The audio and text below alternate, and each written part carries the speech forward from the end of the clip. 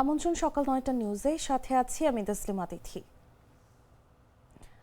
বাংলাদেশের রাজনীতিতে শোকের ছায়া। বিএনপি চেয়ারপারসন ও সাবেক প্রধানমন্ত্রী খালেদা জিয়ার নেই। রাজধানীর এভারকেয়ার হাসপাতালে চিকিৎসাধীন অবস্থায় মঙ্গলবার ভোর ৬টার দিকে শেষ নিঃশ্বাস ত্যাগ করেন তিনি। দীর্ঘদিন ধরে নানা শারীরিক জটিলতায় ভুগছিলেন দেশের প্রথম নারী প্রধানমন্ত্রী। তার মৃত্যুতে দেশজুড়ে রাজনৈতিক অঙ্গনে শোকের আবহ নেমে এসেছে। শোক জানাচ্ছেন বিভিন্ন মহল। বিস্তারিত জাগো ডেস্ক রিপোর্টে।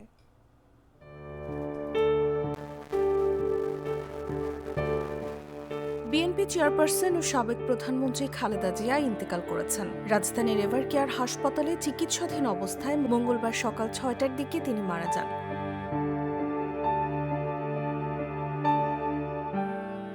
বাংলাদেশের প্রথমে নারী প্রধানমন্ত্রীর মৃত্যুকালে বয়স হয়েছিল ৮০ বছর। তার মৃত্যুর তথ্য বিএনপি মিডিয়া সেল থেকে সামাজিক যোগাযোগ মাধ্যম ফেসবুকে দেয়া এক পোস্টে নিশ্চিত করা হয়েছে।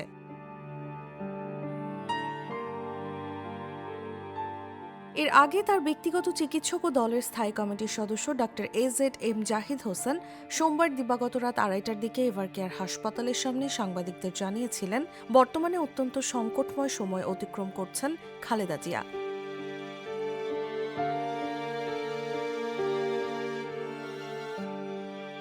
এরপর সকাল ৬টার দিকে তার মৃত্যুর সংবাদ জানা গেল। বিএনপির নেতা জানান, সোমবার রাতে দলের ভারপ্রাপ্ত চেয়ারম্যান তারেক রহমান, তার স্ত্রী ডাক্তার জুবাইদা রহমান, মরহুম আরাফাত রহমান কোকোর স্ত্রী সৈয়দা শামিলা রহমান সহ খালেদা জিয়ার অন্যান্য আত্মীয় স্বজন হাসপাতালে যান। অনেকে এখনও সেখানে অবস্থান করছেন।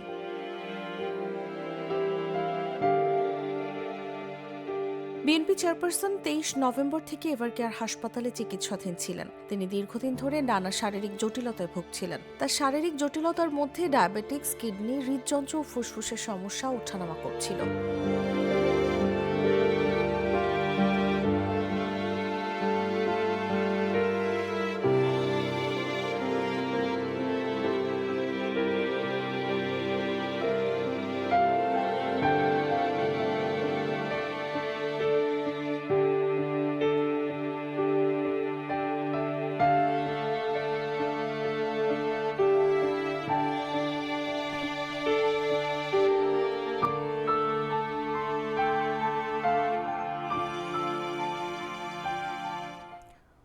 ভারতের সঙ্গে বাংলাদেশের দ্বিপক্ষীয় সম্পর্কের সাম্প্রতিক উত্তেজনার প্রেক্ষাপটে দিল্লিতে নিযুক্ত বাংলাদেশের হাই কমিশনার রিয়াজ হামিদুল্লাহকে জরুরি ভিত্তিতে ঢাকায় তলব করা হয়েছে। পররাষ্ট্র মন্ত্রণালয়ের নির্দেশ পাওয়ার পর সোমবার রাতেই তিনি দেশে ফেরেন। কূটনৈতিক সূত্রগুলো জানায়, দিল্লি ও ঢাকার মধ্যে চলমান কূটনৈতিক টানাপোড়েন এবং সাম্প্রতিক ঘটনা প্রবাহ নিয়ে বিস্তারিত আলোচনার জন্যই তাকে ঢাকায় ডাকা হয়েছে। গত প্রায় ২ সপ্তাহ ধরে বাংলাদেশ ভারত সম্পর্ক ঘিরে অস্বস্তিকর পরিস্থিতি বিরাজ করছে। বাংলাদেশের সংখ্যালঘু সম্প্রদায়ের পরিস্থিতি নিয়ে ভারতের বিভিন্ন মহল থেকে বিভ্রান্তিকর ও অতিরঞ্জিত তথ্য ছড়ানোর অভিযোগ উঠেছে। এর জেরে ভারতে অবস্থিত বাংলাদেশের কূটনৈতিক মিশনগুলোর সামনে বিক্ষোভ হয় এবং নিরাপত্তাজনিত কারণে ভিসা কার্যক্রম সাময়িকভাবে বন্ধ রাখতে হয়। এরই ধারাবাহিকতায় গত ২৩ ডিসেম্বর দুই দেশের কূটনৈতিক ইতিহাসে প্রথমবারের মতো পাল্টাপাল্টি হাই কমিশনার তলবের ঘটনা ঘটে। সর্বশেষ ভারতের পররাষ্ট্র মন্ত্রণালয়ের মুখপাত্রের বক্তব্যকে ভিত্তিহীন আখ্যা দিয়ে বাংলাদেশ অপপ্রচার বন্ধের আহ্বান জানিয়েছে।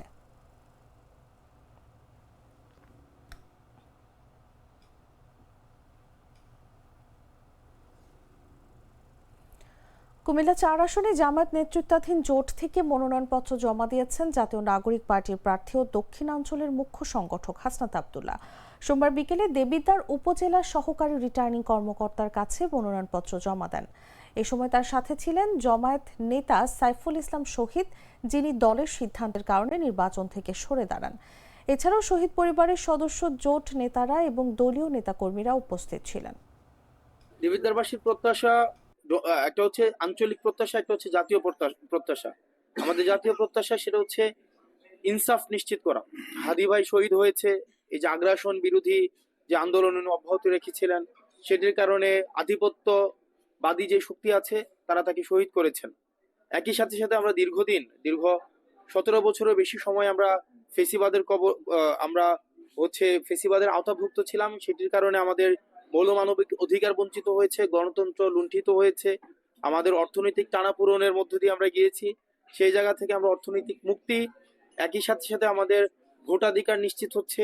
সেটি যেন সার্বজনীনতা পায়, সেই জায়গাটি আমাদের হচ্ছে মূল লক্ষ্য থাকবে। একই সাথে সাথে রাষ্ট্রের স্থানীয় থেকে জাতীয় পর্যায়ে সব জায়গায় যেন ইনসাফ প্রতিষ্ঠিত হয়, দুর্নীতি যেন মুক্ত হয়। আমাদের দুর্নীতি বিরোধী যেই আমাদের এই জোটের যে মনোভাব, সেটি আমরা প্রতিষ্ঠিত রাখবো। ত্রয়োদশ জাতীয় সংসদ নির্বাচনে আচরণবিধি লঙ্ঘনের দায়ে বিএনপির ফেনী জেলার কমিটিকে জরিমানা করা হয়েছে। সোমবার দুপুরে ফেনী জেলা প্রশাসনের সহকারী কমিশনার ও নির্বাহী ম্যাজিস্ট্রেট আরডিসি মোহাম্মদ মনিরুজ্জামান এই জরিমানা করেন। নির্বাহী ম্যাজিস্ট্রেট মনিরুজ্জামান বলেন, ফেনী 1, 2 ও 3 আসনের বিএনপির প্রার্থীরা মনোনয়ন জমাদানকালে একসঙ্গে 5 জনের বেশি লোকজন নিয়ে রিটার্নিং কর্মকর্তার কার্যালয়ে প্রবেশ করায় এই জরিমানা করা হয়েছে। জেলা বিএনপির সদস্য শাহাদাত হোসেন জরিমানার 15,000 টাকা পরিশোধ করেন। তিনি আরো বলেন, আচরণবিধির বিষয়ে সব দলকে সতর্ক করা হয়েছে। আচরণবিধি লঙ্ঘিত হলে আইন অনুযায়ী ব্যবস্থা নেওয়া হবে।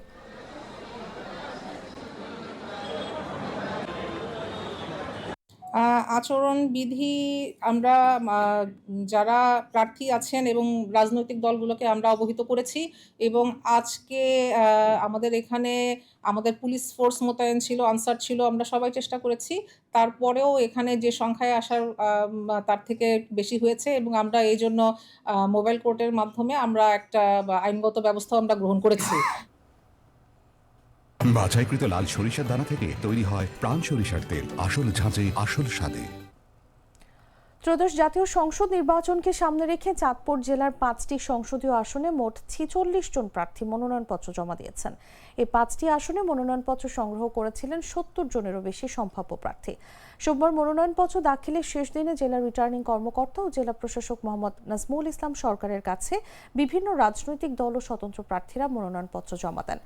পাশাপাশি সংশ্লিষ্ট উপজেলা রিটার্নিং কর্মকর্তার কাছেও কয়েকজন প্রার্থী মনোনয়নপত্র দাখিল করেন। চাঁদপুর জেলা নির্বাচন কর্মকর্তা জিয়াউর রহমান খলিফা রাতে বিষয়টি নিশ্চিত করেন। প্রাপ্ত তথ্য অনুযায়ী চাঁদপুর 1 আসনে 15 জন মনোনয়নপত্র সংগ্রহ করলেও জমা দিয়েছেন 7 জন। চাঁদপুর 2 আসনে 20 জন সংগ্রহ করেন, এর মধ্যে 12 জন জমা দেন। চাঁদপুর 3 আসনে মনোনয়নপত্র সংগ্রহ এবং জমা দিয়েছেন 9 জনই। চাঁদপুর 4 আসনে 15 জন সংগ্রহ করলেও জমা দিয়েছেন 10 জন। আর চাঁদপুর 5 আসনে 11 জনের মধ্যে 8 জন মনোনয়নপত্র দাখিল করেছেন। জেলা নির্বাচন কর্মকর্তা জানান, নির্ধারিত সময়সূচি অনুযায়ী যাচাই বাছাই, প্রত্যাহার এবং প্রতীক বরাদ্দ শেষে চূড়ান্ত প্রার্থীদের তালিকা প্রকাশ করা হবে।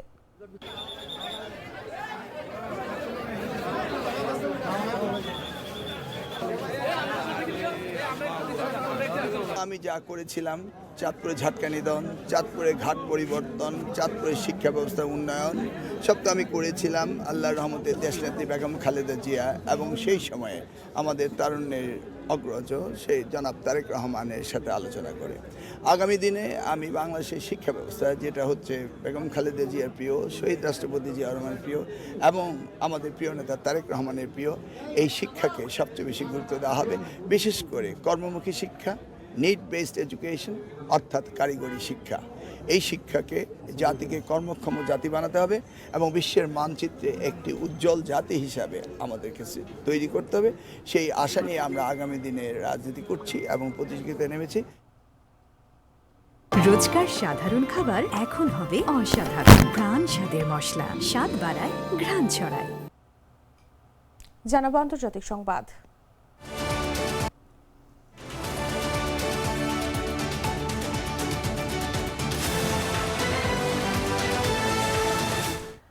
রাশিয়ার নভগোরোদ অঞ্চলে অবস্থিত প্রেসিডেন্ট ভ্লাদিমির পুতিনের রাষ্ট্রীয় বাসভবনে ইউক্রেন ড্রোন হামলার চেষ্টা করছে বলে অভিযোগ করেছে ক্রেমলিন। মার্কিন প্রেসিডেন্ট ডোনাল্ড ট্রাম্পের সঙ্গে ইউক্রেনের প্রেসিডেন্ট ভলোদিমির জেলেনস্কির বৈঠকের পর সোমবার এই হামলার চেষ্টা হয়েছে বলে দাবি করেন রুশ প্রেসিডেন্ট সের্গেই ল্যাভরভ। ফরাসি বার্তা সংস্থা এএফপির প্রতিবেদনে বলা হয়, ল্যাভরভ জানান, এই ঘটনার পর যুদ্ধ অবসানে আলোচনার বিষয়ে ক্রেমলিনের অবস্থান বদলাবে না। রুশ পররাষ্ট্রমন্ত্রীর দাবি, 28 ও 29 ডিসেম্বর ইউক্রেন 91টি দূরপাল্লার ড্রোন ব্যবহার করে পুতিনের বাসভবন লক্ষ্য করে হামলার চেষ্টা চালায়।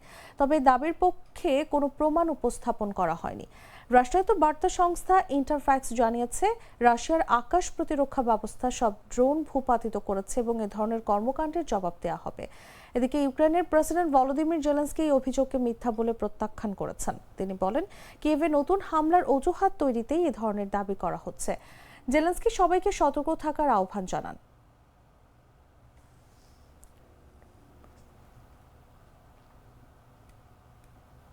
সংবাদ শেষ করব খেলার খবর জানিয়ে।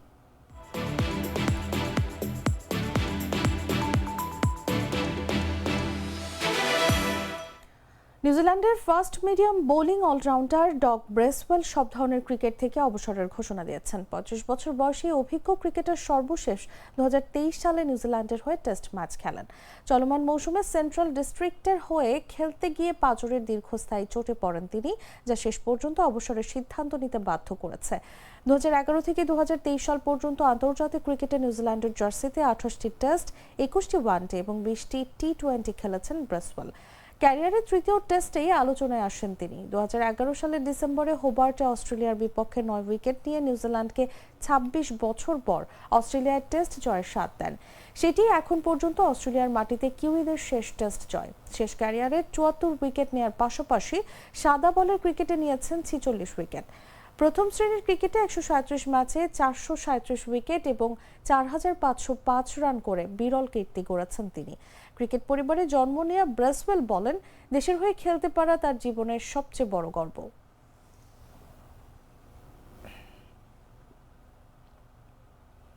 দর্শক, এই ছিল এখনকার মতো। এরপর দেখবেন বেলা 11টার সংবাদ। প্রতি মুহূর্তে সর্বশেষ খবর জানতে ভিজিট করুন jagonews24.com। ফলো করুন আমাদের ভেরিফাইড ফেসবুক পেজ এবং সাবস্ক্রাইব করুন জাগো নিউজের ইউটিউব চ্যানেল। ধন্যবাদ সবাইকে।